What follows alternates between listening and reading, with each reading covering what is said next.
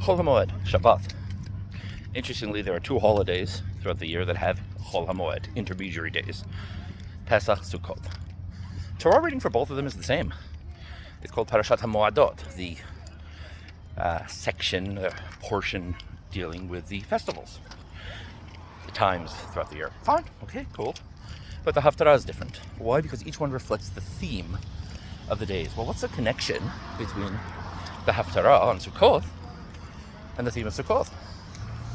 Let's talk about B'Yom Bo Gog, the day when Gog comes. Gog is an archetypal enemy of ours in the future time, messianic-era, and the salvation from the nations and all that. And that right there is the answer.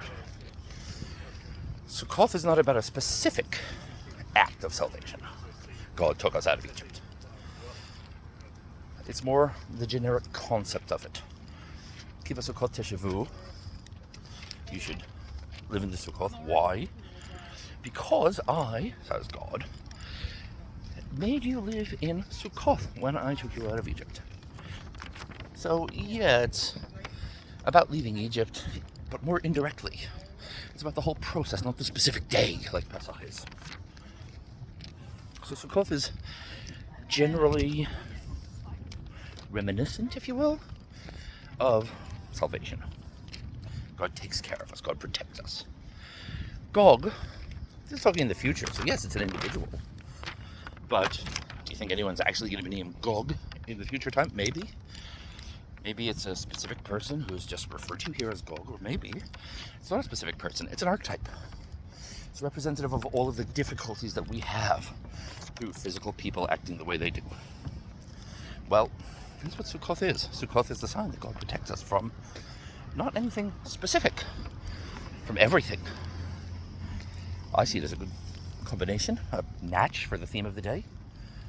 So remember that as you're sitting in your sukkah, God is protecting you from everything, great and small. All the big things, all the little things. It says that in the desert we're protected by what they call ananei hakavod, clouds of glory.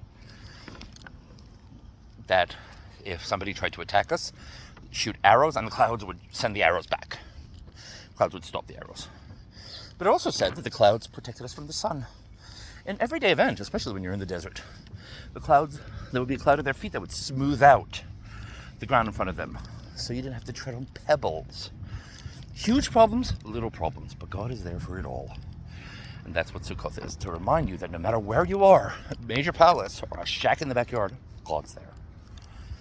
That's what this reading is. Shabbat Shalom, Mo'adim L'Simcha.